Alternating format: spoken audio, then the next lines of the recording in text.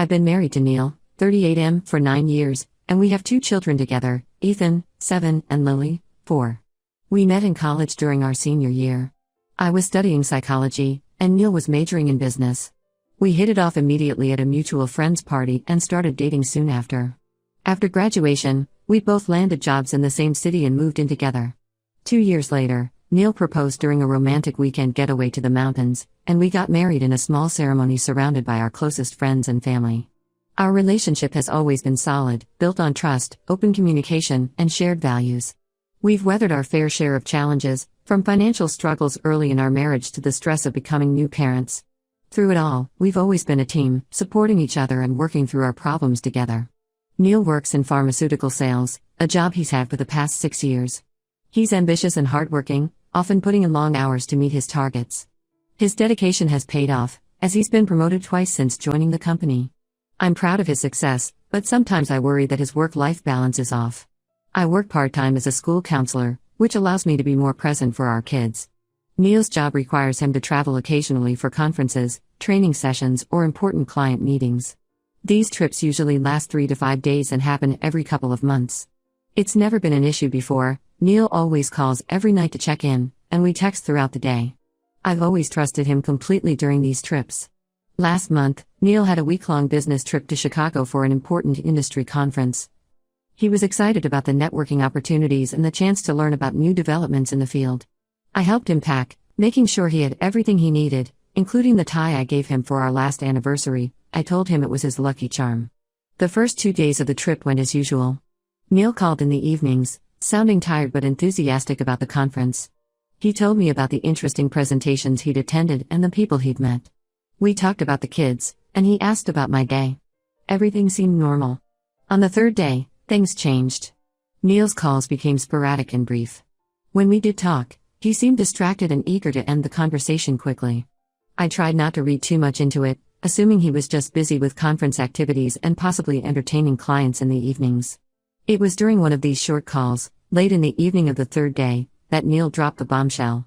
He sounded tired and a bit nervous as he casually mentioned that there had been a mix-up with the hotel bookings. Due to a large convention in town, the hotel was overbooked, and the company had to double up some employees in rooms. Neil had been paired with a coworker named Natalie, 29F. I was stunned into silence for a moment. When I found my voice, I asked him to repeat what he'd said, sure that I must have misheard. But no, he confirmed it again. He was sharing a room with a female coworker named Natalie. He quickly added that it was just a professional arrangement, that there were 2 separate beds in the room, and that it was only for the remaining 3 nights of the trip. My mind was reeling. I felt the knot forming in my stomach as I tried to process this information. I asked why he hadn't told me about this immediately when it happened. His response was that he didn't think it was a big deal and didn't want to worry me unnecessarily. He said it so casually, as if sharing a room with a female coworker was the most normal thing in the world. I tried to keep my voice steady as I asked him how he would feel if the situation was reversed, if I had to share a room with a male coworker on a business trip. Neil seemed taken aback by my question. He paused for a moment before saying that he trusted me completely, so he wouldn't have a problem with it. His response didn't sit well with me. It wasn't just about trust, it was about respect for our marriage and maintaining appropriate boundaries with coworkers. I told him this, my voice shaking slightly with emotion. Neil sighed and said I was overreacting. He assured me again that it was just a professional situation and that I had nothing to worry about. We ended the call shortly after, with Neil promising to call me the next day. As soon as I hung up, the tears I had been holding back started flowing. I felt a mix of emotions: hurt, anger, confusion, and fear. I've never been the jealous type, but this situation felt different. It wasn't just about the possibility of infidelity, it was about the lack of consideration for my feelings and the casual disregard for what I considered to be appropriate boundaries in a marriage. I barely slept that night. My mind kept conjuring up images of Neil and this unknown woman Natalie in a hotel room together. I tried to remind myself of our strong relationship, of Neil's usual thoughtfulness and devotion. But then I'd remember how dismissive he'd been of my concerns, and the worry would creep back in. The next few days were a blur. Neil's calls remained brief and infrequent. When we did talk, he seemed eager to end the conversations quickly. He didn't bring up the room-sharing situation again, and I was too hurt and confused to broach the subject. I threw myself into taking care of the kids and work, trying to keep my mind occupied. When Neil returned home, I expected him to address the situation immediately. Instead, he acted as if nothing had happened. He unpacked, played with the kids, and went about his usual routine. He was affectionate towards me, but there was no mention of Natalie or the room sharing incident. I've been trying to process my feelings for the past week. On one hand, I want to believe Neil when he says nothing happened. We've never had trust issues before, and he's always been a devoted husband and father. I think about all the good times we've had together, our romantic dates, family vacations, the way he supported me through my postpartum depression after Lily was born. Neil has always been my rock, my partner in everything. On the other hand, I can't shake the feeling that something's not right. The fact that he didn't tell me about the room sharing arrangement immediately, his dismissive attitude towards my concerns, and his reluctance to discuss it since returning home are all red flags to me. I keep thinking about the early days of our relationship, how open and honest we were with each other. When did that change? And why? I've tried to talk to Neil about it a few times since he's been back, but he keeps brushing it off. He says I'm overreacting and that it was just a work situation. He's even suggested that my reaction is a sign that I don't trust him, which feels manipulative to me. It's as if he's trying to turn this around and make me the problem. I'm at a loss. Am I overreacting? Should I be more understanding of the situation? Or are my concerns valid? I don't want to accuse Neil of anything, but I also don't want to be naive. I keep thinking about our children and how this could affect them if there's more to the story than Neil is telling me. I've considered talking to my sister about this, but I'm hesitant to involve family just yet. I don't want to damage their relationship with Neil if this all turns out to be a misunderstanding. I've also thought about reaching out to some of Neil's coworkers to get more information, but that feels like a betrayal of trust. How do I address this with Neil in a way that he'll take seriously? How do I get him to understand that even if nothing happened, his handling of the situation has hurt me deeply? And how do I move past this and rebuild the trust in our relationship? I feel like I'm at a crossroads, and I'm not sure which way to turn. Update 1, it's been 2 weeks since my last post, and I wanted to update you all on the situation with Neil. First, I want to thank everyone for their advice and support. Your comments gave me the courage to confront Neil more directly about the hotel room incident. A few days after my original post, I decided it was time to have a serious conversation with Neil. I waited until after we had put Ethan and Lily to bed. As I was tucking Lily in, she asked why Daddy and I weren't laughing as much lately. Her innocent observation hit me hard, making me realize how much our tension was affecting the kids. Once the house was quiet, I sat Neil down in the living room. The same living room where we'd spent countless evenings watching movies, playing board games with the kids, and sharing our dreams for the future. Now it felt like a battleground. I told Neil that I couldn't move past what happened in Chicago and that we needed to have an honest conversation about it. At first, he tried to brush it off again, saying we'd already discussed it and there was nothing more to say. But I stood my ground this time.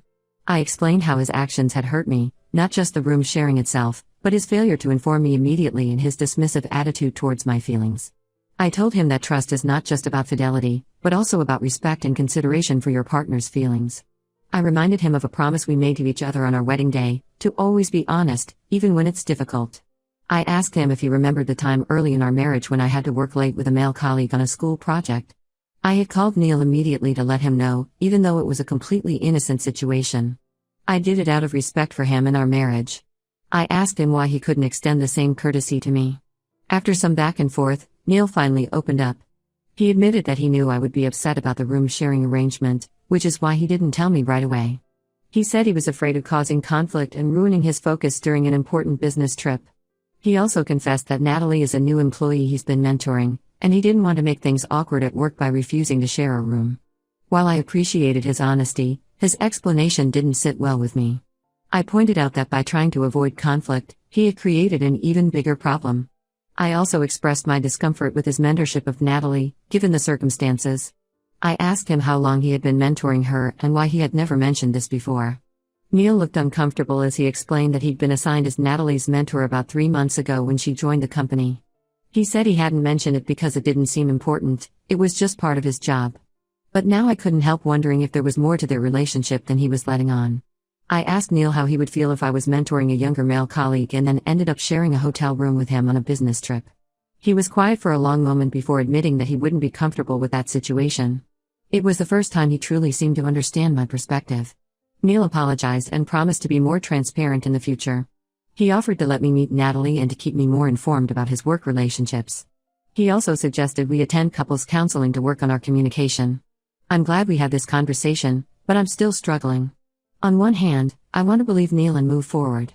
I think about our history together, how he stood by me when I lost my job a few years ago, How he's always been an involved and loving father to our children. I remember the Neil who surprised me with breakfast in bed on my 30th birthday, the one who held my hand through 2 difficult pregnancies. On the other hand, I can't shake the feeling that there's more to the story.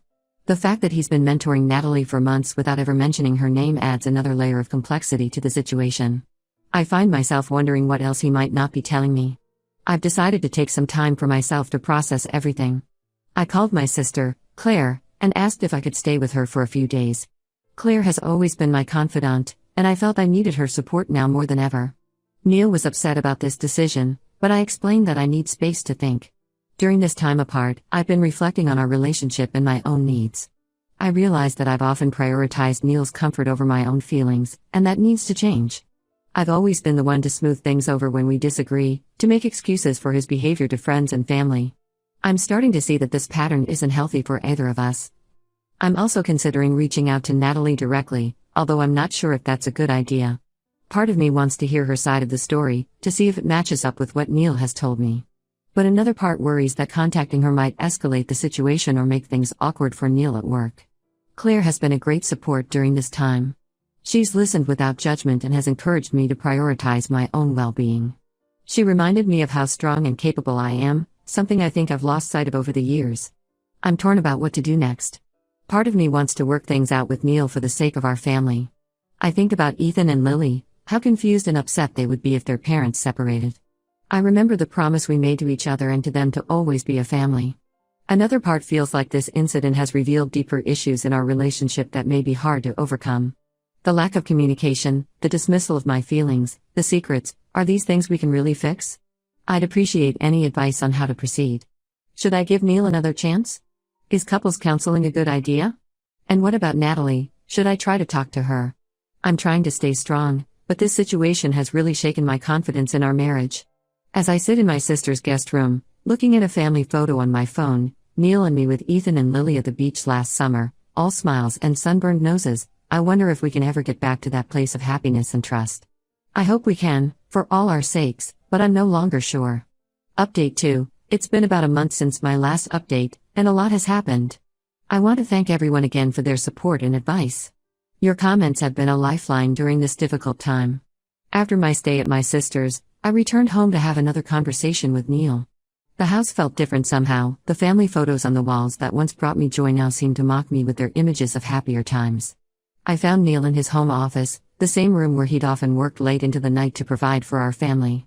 Now it felt like a symbol of the distance between us. I told him that while I appreciated his apology, I needed more than just words to rebuild trust. I asked for full transparency about his relationship with Natalie and any future work trips. Neil agreed, albeit reluctantly. He showed me all his communications with Natalie, emails, text messages, and even their chat history on the company's internal messaging system.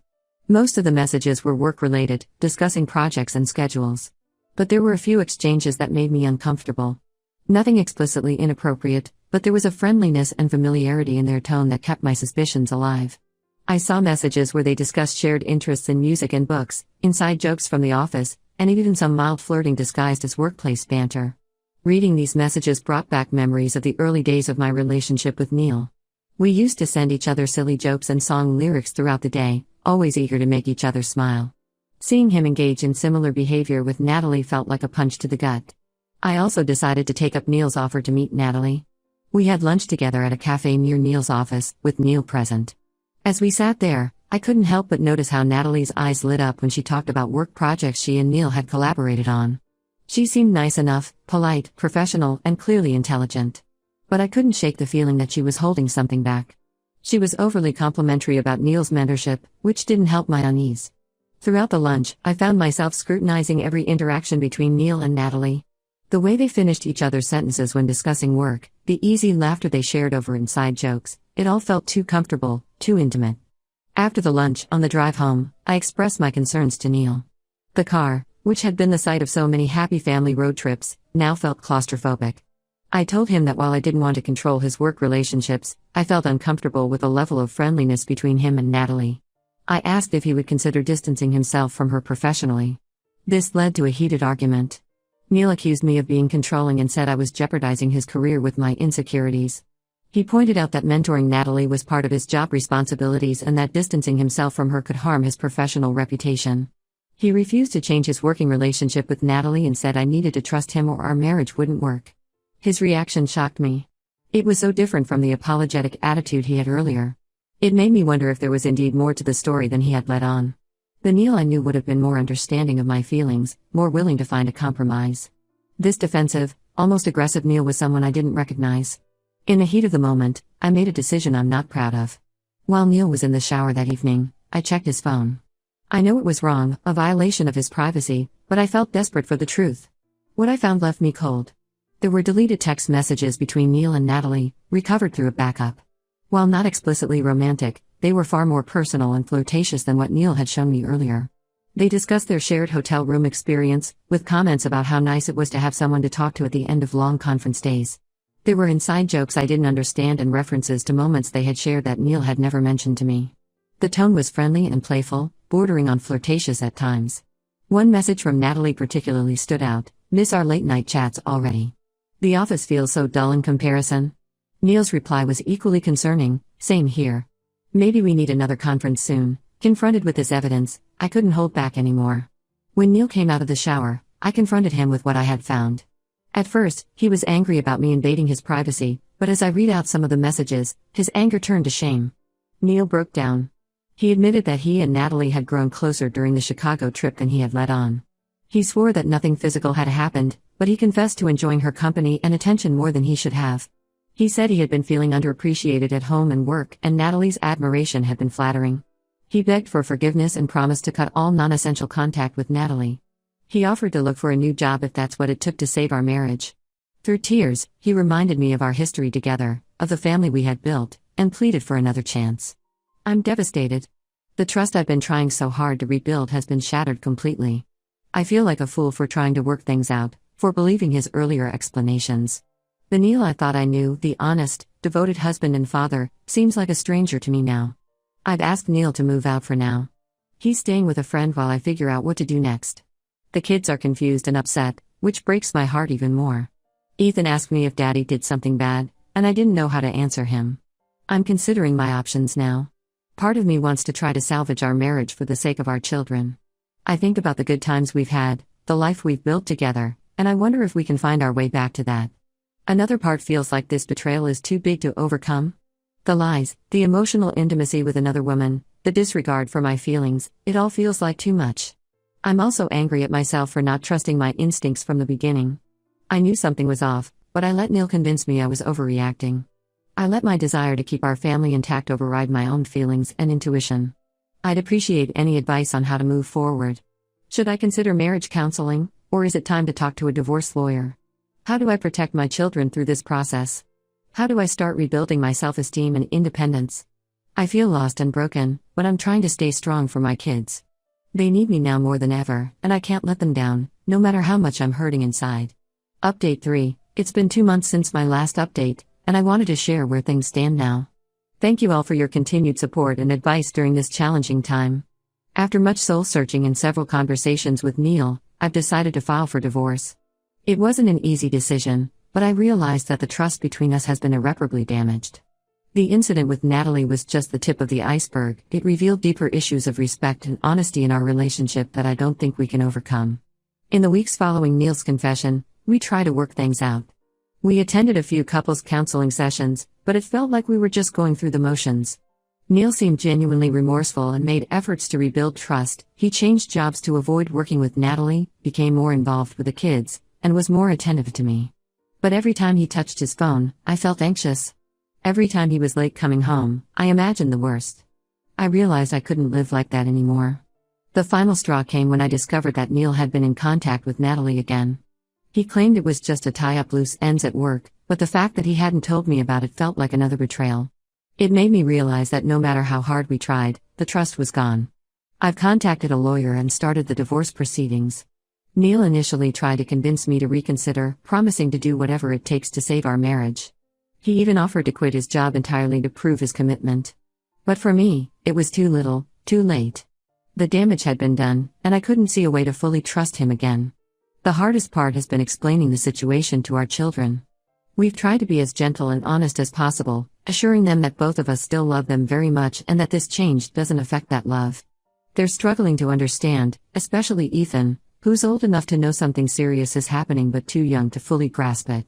Lily keeps asking when Daddy is coming home, which breaks my heart every time.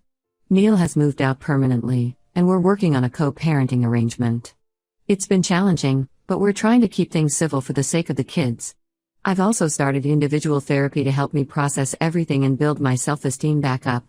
On the work front, I found out that Natalie has been transferred to a different department. I don't know if this was Neil's doing or a company decision, but honestly, I'm past the point of caring about the details. I've been focusing on rebuilding my life as an individual. I've reconnected with old friends, started a new hobby, painting, something I've always wanted to try, and I'm even considering going back to school to advance my career in counseling. It's scary, but also exciting to rediscover myself outside of my role as a wife. There are still difficult days when I question my decision or miss the life we had. But then I remind myself of the betrayal and the lack of respect, and I know I've made the right choice for myself and ultimately for my children. I want them to see that it's important to stand up for yourself, and not accept being treated poorly, even by someone you love. I want to thank this community once again for your support throughout this ordeal. Your advice and encouragement have been invaluable. To anyone going through a similar situation, remember that you deserve respect and honesty in your relationship. Trust your instincts and don't be afraid to stand up for yourself. This will be my final update. I'm looking forward to closing this chapter of my life and starting a new one. It won't be easy, but I'm hopeful for the future. Thank you all, and take care.